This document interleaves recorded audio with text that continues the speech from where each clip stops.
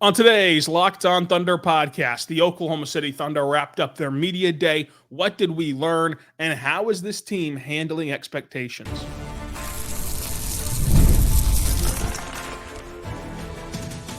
You are Locked On Thunder, your daily Oklahoma City Thunder podcast, part of the Locked On Podcast Network, your team every day.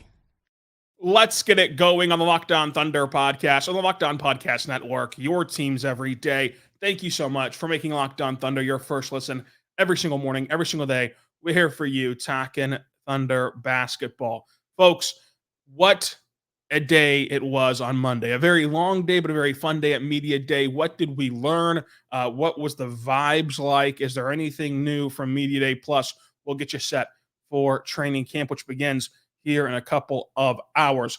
Today's show is brought to you by our good friends over at FanDuel. Make sure you check them out today because FanDuel is awesome. It gives you a big return as the season begins. Again, place a $5 bet and you'll get a guaranteed $200 in bonus bets, guaranteed after that $5 bet by visiting FanDuel.com to get started today. So we're looking at Media Day, which took place on Monday. And it was a lot of fun. I mean, it's like the first day of school. You're gonna have some high vibes, or at least you should have some high vibes on the first day of school and on the first day of Media Day and things like that. It's a long day.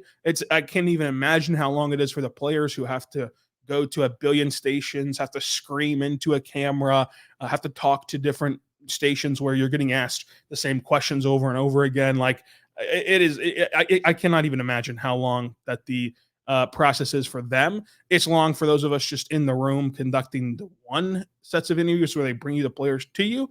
So it was a lot. Now, ultimately, the Thunder were not the story from Media Day, which is good. You don't want to be the story from Media Day because the only things that come out of Media Day that really linger, that really like stand out to you is controversy, is injuries, and is just funny moments. And like that's it. Like no one remembers whenever guys had the best coach speak. And if there was a memory for the best coach speak, I think it would go to Oklahoma City. But that's where you want to be. You don't want to draw that attention to yourself because here's the deal. Just as we said a week ago at Sam Presti, everybody in Oklahoma City knows the expectations. Like there's no doubt that every single person on that roster, every single person in that organization knows that they're expected to go win the Western Conference in the sense of their odds. Like they're the odds-on favorite to go win the West. Knows that they're being picked by many to not only go to the finals, but really compete with Boston for that championship. It does them no good, though, to just come up to the podium and say, yeah, we're going to go win a championship. Because first of all, everybody says that their goal is to win a title. But second of all, when you do it in such a position like this one, and you don't win, which only one of 30 teams can win every single year, it's really hard to win one. Well, then those things get pulled back up to light months down the road, and there's a little egg on your face. So this was a more buttoned up environment. I was talking to Joe Mazzato on the OKC Dream Team podcast, and Joe was talking about how Mark's demeanor was different. And I agree. I agree that his demeanor was different. I will say, we all have days, right? Like we all have days where if you overanalyze how I talk on a podcast one day and how I talk on a podcast 3 weeks from now, you could say, well, there was just a little something missing, right? From the way he was talking. You can do that to anybody. So let's first say maybe nothing was different with Mark, but at least from the outside looking in, he was much more buttoned up than usual. He was much more business-like than usual. And I think part of that is, the last few media days, right, and the last few seasons, and we'll see if this lingers into the season, but the last few media days, let's just stay right there. You've not ran the risk of being crucified, right? Like if Mark went up there and alluded to, we're going to go win a championship, right? Like that is plastered all over NBA TV. That is plastered all over NBA Today. That is plastered all over Locked On NBA. It is everywhere if he goes up there and says that. Whereas the last few years, your expectations were such that, like, if you look back, I mean, even this time a year ago, people were saying, well, could they even make it back to the play-in? There were some reservations from people that they would not get back there. They would not get back to the play-in tournament because they were saying, well, Dallas bowed out. Like Dallas won't bow out this year. And they were, kind of looking at it from that angle. 2 years ago, you were still projected to win just 24 games the year they made the play-in tournament. And then so like there was just nothing you could have said to be put under a microscope the last few years. But this year, every single word that you said was going to be lingered on.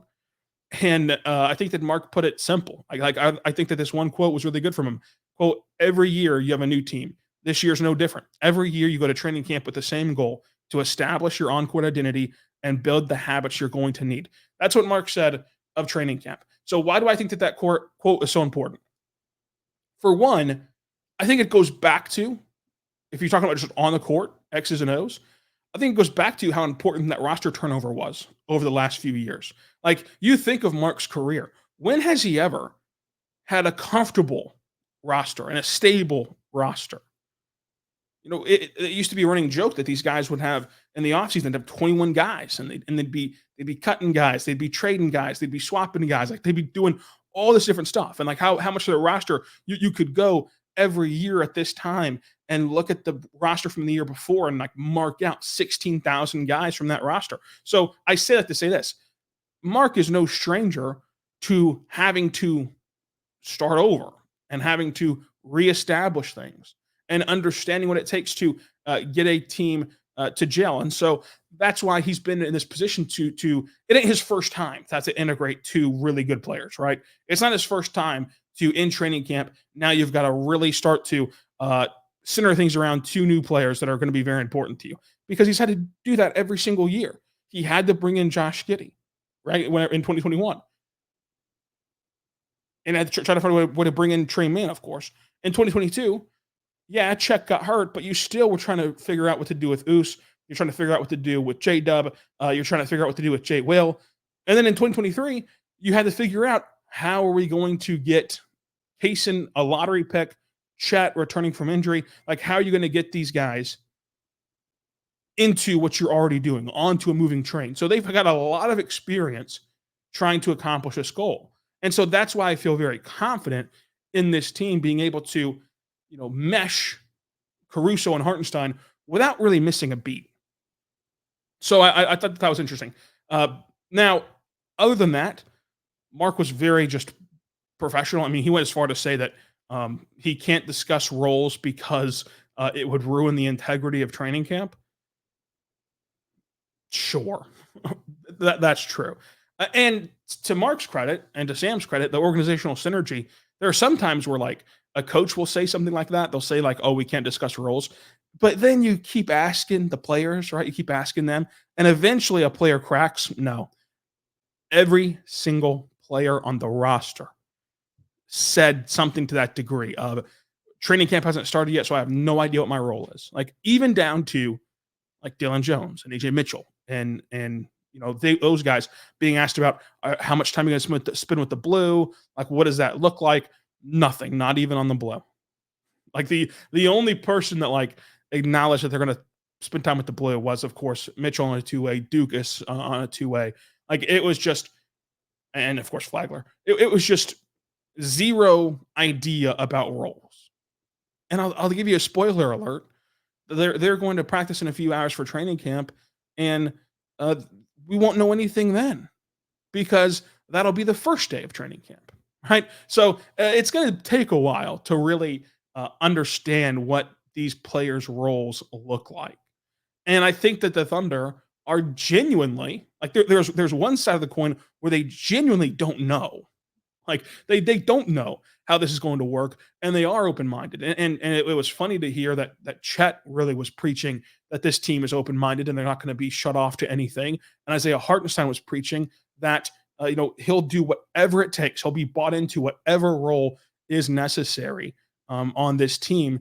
And I thought that the way those two guys, who are the most, whenever you're asking about roles and rotation, you're really asking, is Hartenstein going to start? Like, that's really the bottom line. And we can dance around it all you want to, but that's really the bottom line. And so Mark, of course, sidestepped it professionally. But to hear Chet and to hear Hartenstein in depth go and talk about these roles and what they think that they'll be placed into or what they think that they'll be best at, whatever. I thought was a story of the day. We're going to get to that coming up. But first, I want to say right now, but our good friends over at FanDuel, check out FanDuel right now. Go to FanDuel.com. And when you do, you can start the season off with a bang. Right now, go to FanDuel.com to get started, and you can place a $5 bet, and you'll get $200 in bonus bets guaranteed. Go check out the latest and greatest lines from FanDuel and get started. It's NFL season, of course. It's college football season.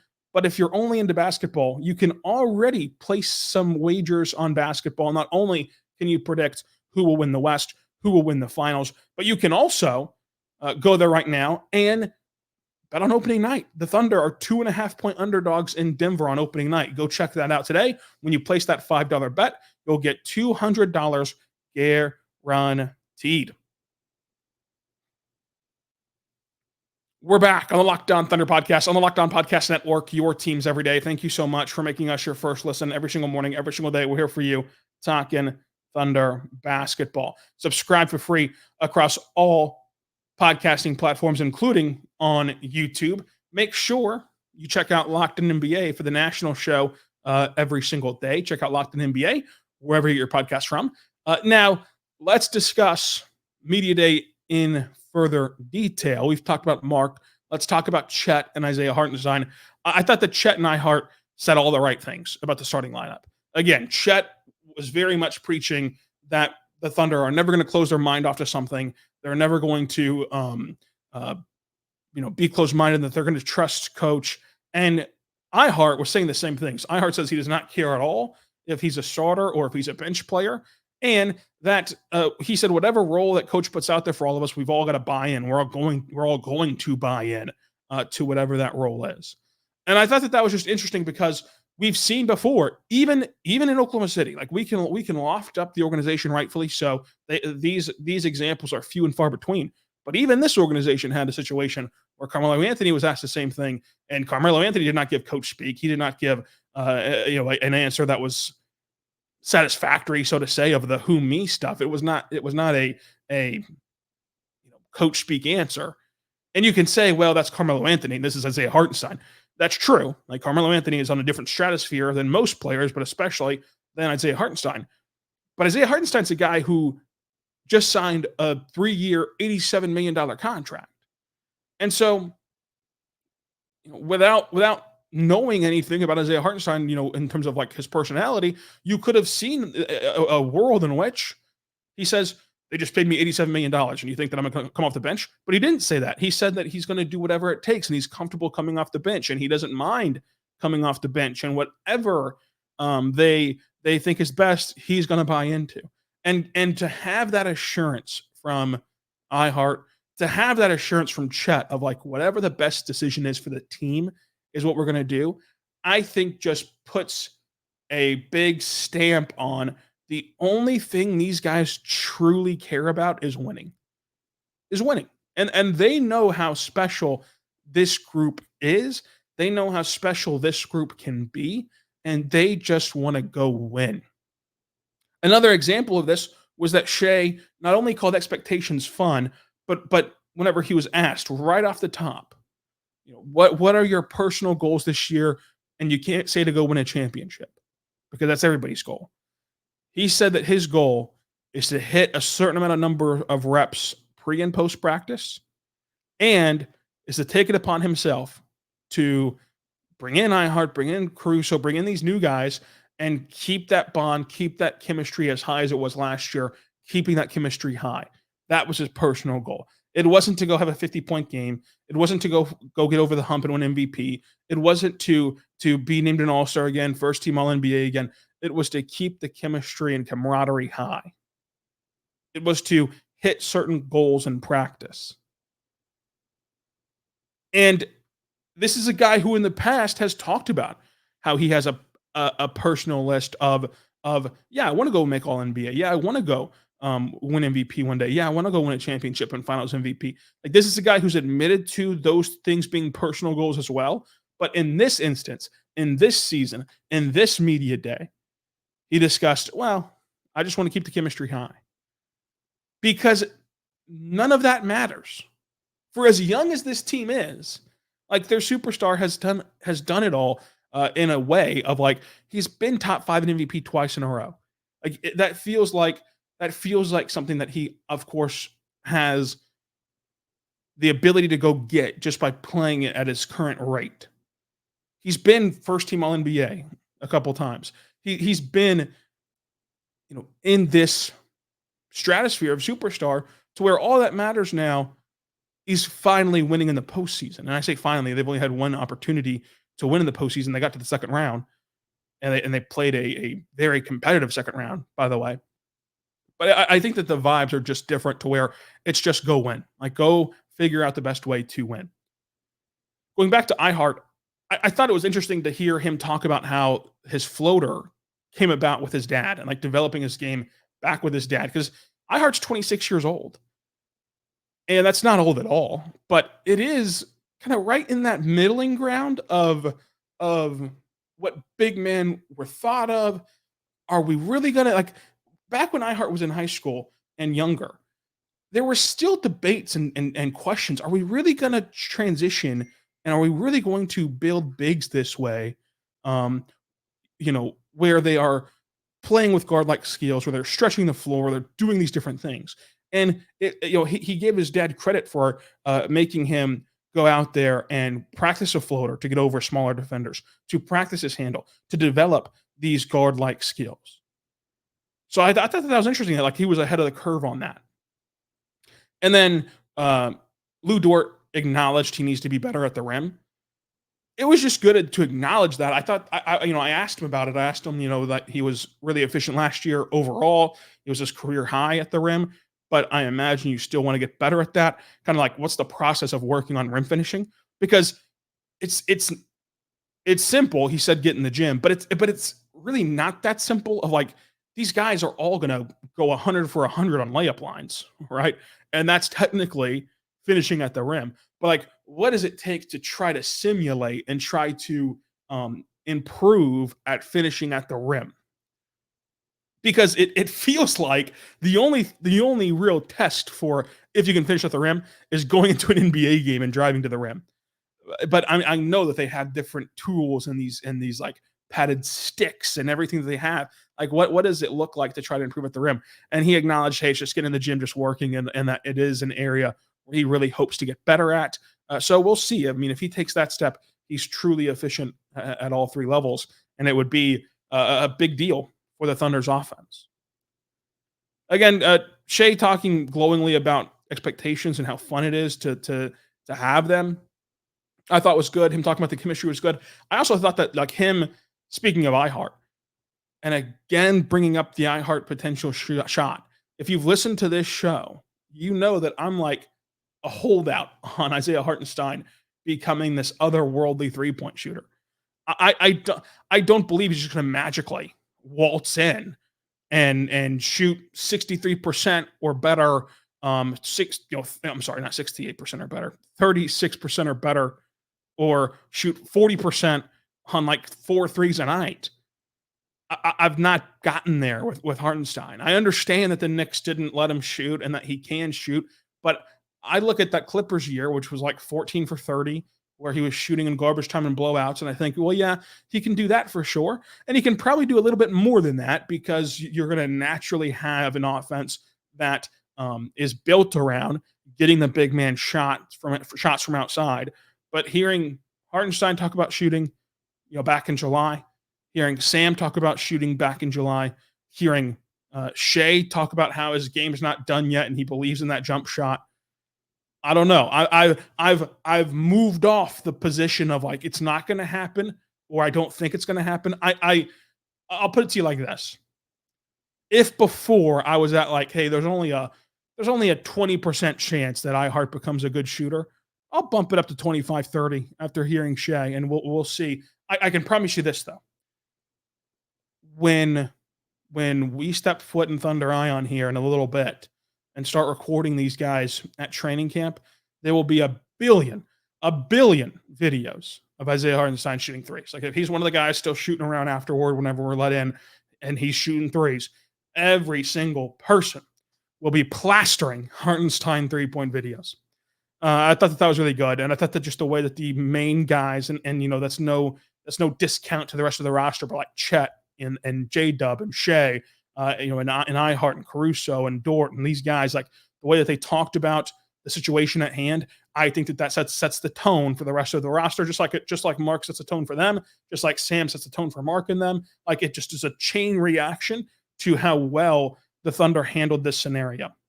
Coming up, let's wrap up Media Day. Let's preview training camp.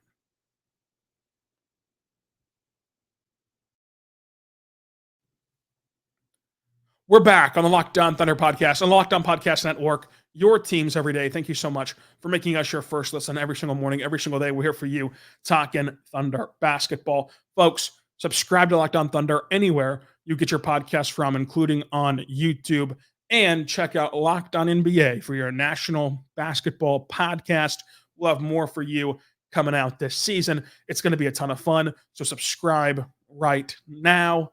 Let's continue wrapping up Media Day. Some more things I found interesting at Media Day. Wiggins talking about how he's already discussed with AJ Mitchell kind of what it's like to be in that position. Because when you look at Wiggins, like, yes, you have Nikola Jokic, you have these guys who have been massively successful, but Wiggins is right up there as one of the biggest success stories of a second rounder. To go from pick 55 to getting another contract, getting a standard contract, to getting this massive deal in the offseason, like that's a big deal for a second round pick. And AJ Mitchell has the opportunity now. You have an open roster spot on this roster that can easily be convertible for AJ, and you fit the play style. And the Thunder clearly coveted him, like, because they had to make a chain of trades to get their way up to draft AJ Mitchell. So the Thunder clearly coveted him to some degree. So like it's right there for him, and to have a guy like Wiggins who can tell you what you need to know and help you the best he can, so you're not flying blind, so to say, I think is great. And I think that it's just an example of what this roster is built and how great this roster is built. You think about this. If you're AJ Mitchell and you're a two-way guy looking for a conversion, you've got Wiggins, you've got Dort to tell you how to get to the other side, right? If you're a guy like Kaysen who wants to become one of the best defenders in the NBA and who has the potential to do so, you have Caruso, you have Dort to help you get where you want to go.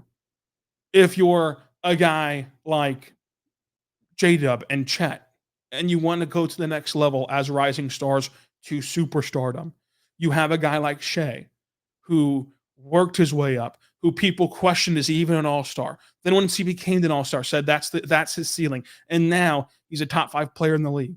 Like, you've got every path and every journey that you can take in the NBA, you've got here. You've got a guy like Chet, who was an instant phenom, like who's been under the microscope since high school. And sometimes even before that. You've got a guy like Shea, like J-Dub, who are taken in the latter half of the lottery, but then bursted onto the scene. You've got a guy like iHeart and Caruso, who had to grind and take a journey to get to even a stable NBA deal, much less their massive paydays, which are going to come. So I just think that this roster is set up to where everybody can learn and truly learn from someone else. So you almost have like a moving buddy on Toy Story. Like you have someone there who's been there, done that, whatever you're trying to do. No matter how big or small your goal is, if your goal is just to make the roster, you have a guy who's been there, done that. If your goal is to go be a superstar, you have a guy who's been there, done that. So whenever you look at Caruso, I thought that his discussion of the process and the transition being smooth was encouraging. I mean, and that he believes that they're going to get up to speed very quickly. Usman Jang said he's ready to attack every single day, and he has to be. I mean, he's in a position now where he has to be ready to impress from the word go. Dylan Jones said he's extremely comfortable off ball and that he doesn't feel like he gets enough credit for being as good off ball as you're trying to figure out Dylan Jones's position. AJ Mitchell said that the open runs for the Thunder were very competitive all summer. And then Topic got advice from Chet, where he was talking about what it's like to take a redshirt year, and he was talking about how you got to have patience. And if you're Topic, again, this goes back to the mentor thing in some ways. Like, you have a guy who's been through this, but if you're a guy like Topic, there is no better organization to go to whenever you need a redshirt year, because you know and you can trust that they're going to do what's best for you. Because there's some other organizations out there that in 2023 and 2024, in 2020, whatever it was, 2022, 23, whenever they made the play-in tournament, and they were, crawling to the finish line, trying to burst through, and Chet was looking good, that would have just kind of broken that seal, and most likely to the detriment of the player.